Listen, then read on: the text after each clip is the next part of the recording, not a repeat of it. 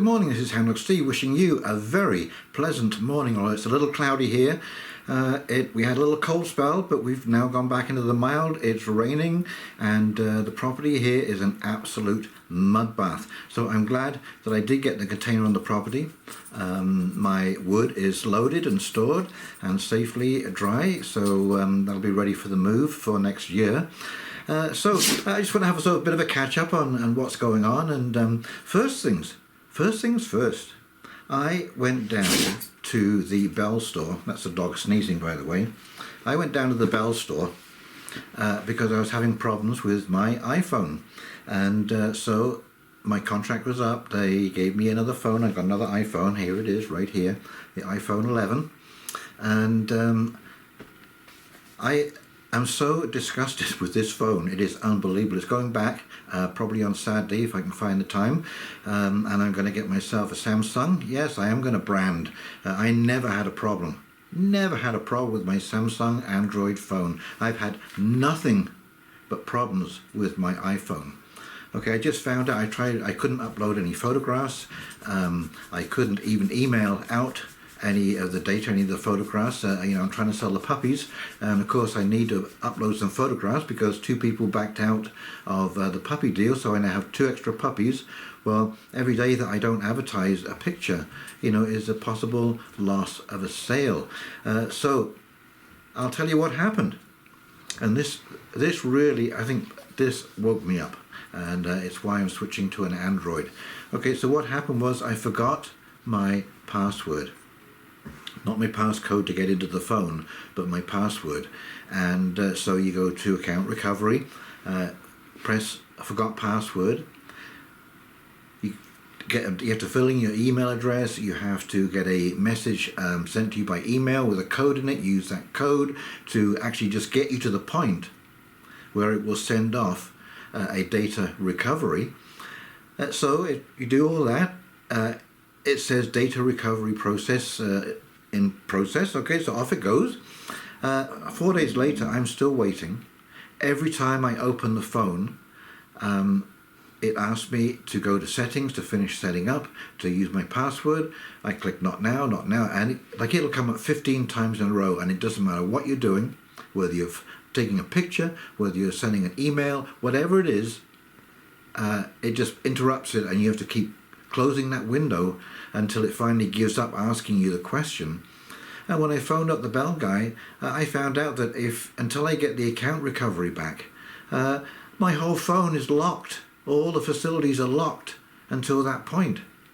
It's like, what the hell? I've got a Nokia flip phone that does more than this phone. This was like $700 or something. I don't know what the hell it cost. But yes, Apple controls you so much from afar. And I found out now, because I tried to get my password changed over and over and over again. You just go into this doom loop, and in the meantime your phone is locked. Now, I don't know about you, I'm sure your experience is the same as mine. It doesn't matter what account I have, no matter what website that I have to sign in for. If I want to change my password, it's a simple process. You go to your accounts, you go to password change, they send you an email to confirm, you come back, you change password, and it's done. So Apple controls your entire life. So this, my friends, is going back. Now, I've had a couple of interesting reads this year. This one I haven't finished yet is The Psychology of Totalitarianism by Mattias Desmet. He's a Dutch guy, if you recall, at Ghent University. Very, very brilliant, very likeable kind of person. And of course, this is the COVID-19, The Great Reset by Klaus Schwab. And well, they are so different in style, it is unbelievable, and they're both very revealing of what they're actually thinking about.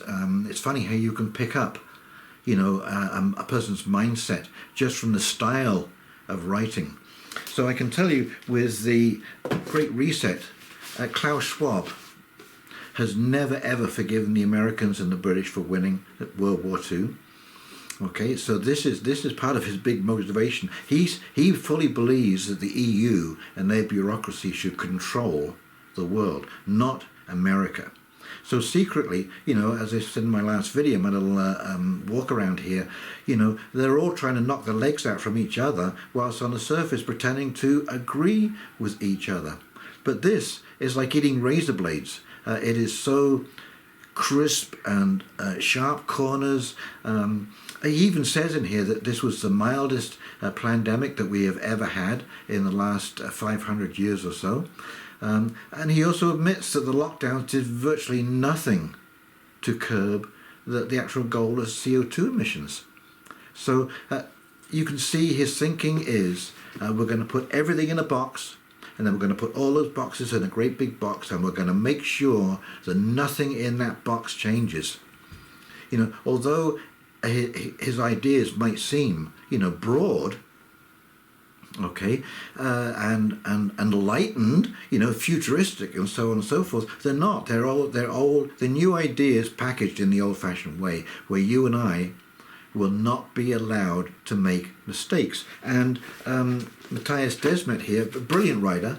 I can tell you, reading Mattias is like wearing a t-shirt and track pants, if you want to compare writing styles. It's so readable. It reads almost like a novel. And, he talks about this, at birth, at 2 years old.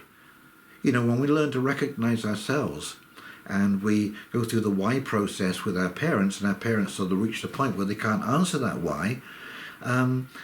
Some children, for whatever reason, lose confidence in the world, and they seek a mechanistic solution. Just put it in a box so it doesn't change, so that we can define it.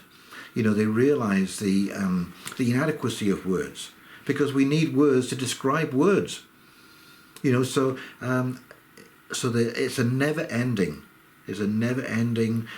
journey for them to try and control absolutely everything. And of course, life isn't like that. One of the best examples I like in Mattias Desmet's book is Lorenz's water wheel. Basically, very simply, this is a water wheel. There are little cups that are like funnels with a hole in the bottom. They're evenly spaced around the wheel. Okay, so you turn the water spigot on, and initially there's not enough water to do anything. The hole is big enough to get rid of the water before it has any effect on the wheel. But you increase the spigot a little bit, and that cup starts to fill up. One by one, those cups will fill up, and sometimes it goes to the left, sometimes it goes to the right. This is completely unpredictable. It decides on its own, and it will, as long as that water spigot is even, the speed of the water wheel will be even. Now you keep increasing it. As long as it's even, to the new increased level, the speed will stay the same until there's enough water to completely fill one cup when it's at the top, and then it speeds too quickly to the bottom, and the next 4 cups don't fill at all, and the weight ratio is changed, and it stalls, it fills up again, it might fall to the left or to the right, and it falls into chaos theory. And so much of our world is organized by chaos theory. So in other words, every system, everything that we have, doesn't matter whether it's the government, the way we see things, the frequency of light, there is a sweet spot where everything works just perfectly. And prior to that, nothing is happening. After that, we've fallen into chaos. Okay? And so, Klaus Schwab is bound to be defeated just by the universe itself. Okay, just by the chaos that the universe creates. And it's almost like an ordered chaos in a way. But that is the creativity of our universe. That's what creates and destroys everything. And so what he's bound for is bound for failure. And what we are moving into is a more, I hate to say wishy-washy, but a lot of the things that we thought we knew about physics and the laws of the world are going to move into a completely different form. We're going to see them in a different way. Okay, that's what the real enlightenment is going on right now. We are going to see the world in a completely different way, because we've now moved out of the parameters of our system. Okay, we've now moved into chaos. The governments cannot cope with what is happening right now. Okay, because Again, they put things in a box and they define things by certain parameters. And as soon as it goes outside of those parameters, they're not prepared for that. And the process is so long to solve the problem, and it's done that way purposely because they hope that by the time they actually come up with some kind of solution, it will have resolved its stuff, because you know what? 99% of the stuff that goes wrong in this world does resolve itself somehow. It finds some resolve. The things that are happening now are not so easy to resolve, they're not so easy for the government to control, and they're losing control of the narrative, and so we're moving into a chaotic period. Anyway, they're both great books.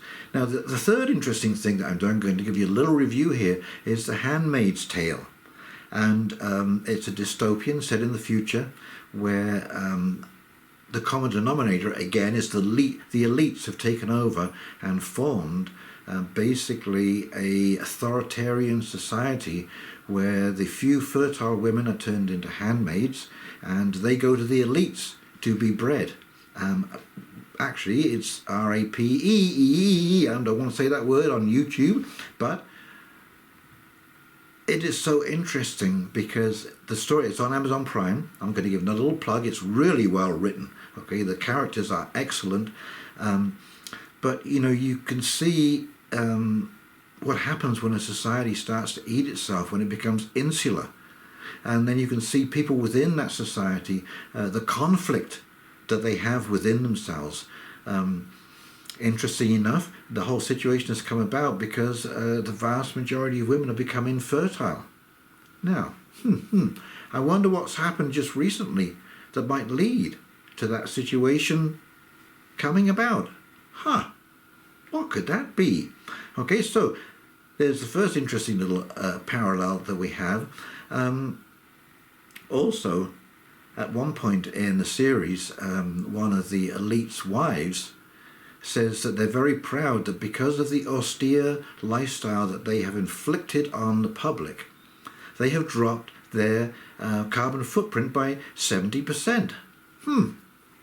Where have I heard that before? Oh my goodness. So, yes, it's interesting. The characters, it's really well cast. The scenery, the shots are incredible. I don't know who picked the color coordination, but it is striking. I mean, it's very, very, very well done, very well put together. Margaret Atwood, I can see why it's a classic. This is fleshed out at so many levels. But to have all these three things happening at once, and it seems like we're almost living through a lot of that. You know, these two conflicts. Individuality and collectivism fighting against each other, against a dystopian authoritarian backdrop. What could go wrong?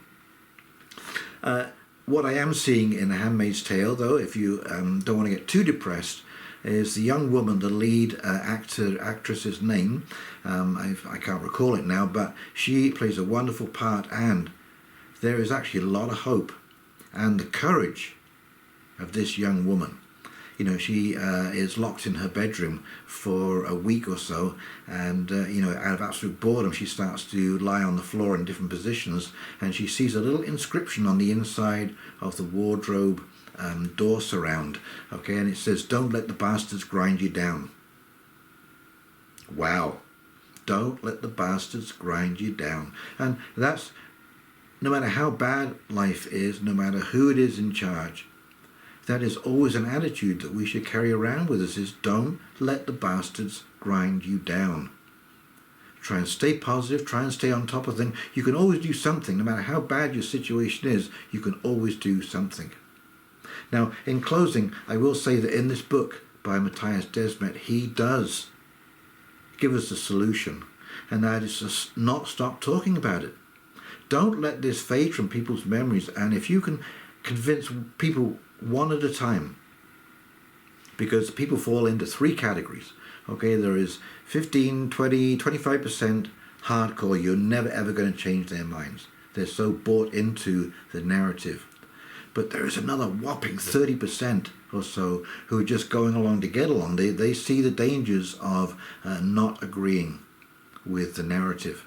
And of course you have the remaining group who don't agree at all with the narrative and actually actively contradict the narrative. So that's the 30% that you need to try and convince, and you're only going to do that one at a time. So pick your arguments. Don't be insulting. Be as calm as possible. Be as logical as possible. And you're going to get some really good help from inflation, because a lot of these people are now questioning, wait a minute, my lifestyle is seriously in question here. And if you don't think that isn't a wake-up call in people's lives, okay, so now is the time to start showing, these facts from the CDC. I'm going to leave you two pieces from the CDC. One is non-pharmaceutical interventions, which is mass social distancing and so on and so forth, don't work. Proven, absolutely proven by the CDC not to work. And the fact that in 1918, in that outbreak, during that course of time, more people died of bacterial pneumonia from wearing a mask and recirculating bacteria back into their lungs than actually died of the initial disease. Okay, so I'm going to leave you those two. Those are two great arguments. And the third one, I'm going to have to paraphrase this, but somebody was turned down an insurance claim because they said it was voluntary. And I'm going to leave the link to that article below too. These are three great arguments that are very, very convincing. And when you get into the inflation, more and more it's coming out that even mainstream media is realizing, certainly in the financial sector, that it was the printing of money over the last 2 years that's caused this huge inflationary spike.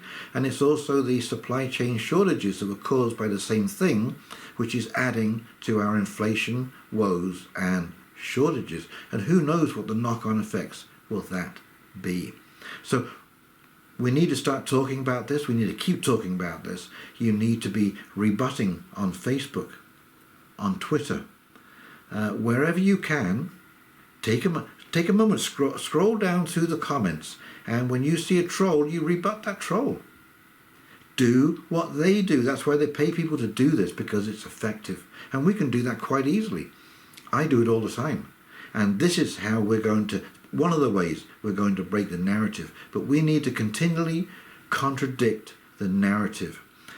Danielle Smith, the new Premier of Alberta, is contradicting the narrative in a huge way. Pierre Poilievre is contradicting the narrative in a huge way. The premiers of Saskatchewan and Manitoba are now looking at Alberta writing their own constitution, their provincial constitution, to completely separate themselves from the federal jurisdiction. This is huge, ladies and gentlemen, so do not give up hope. Watch The Handmaid's Tale and draw on the hope of Offred, or June as her real name is, but Offred. Unbelievable. I mean, the hardships that this woman has to go through. We can draw from that, because that's what we need to do. We need to draw our courage, because if we don't, you will be digitalized, put in a box, in a mechanized world created by Klaus Schwab. There you go. Be careful what you wish for, ladies and gentlemen. Be careful what you wish for. Anyway, that's about it from me, Houndog. And if you enjoyed this, please like, comment, subscribe below. And in the meantime, signing off, wishing you a very, very pleasant day. And we'll talk very, very shortly. You take care now. See ya. Bye.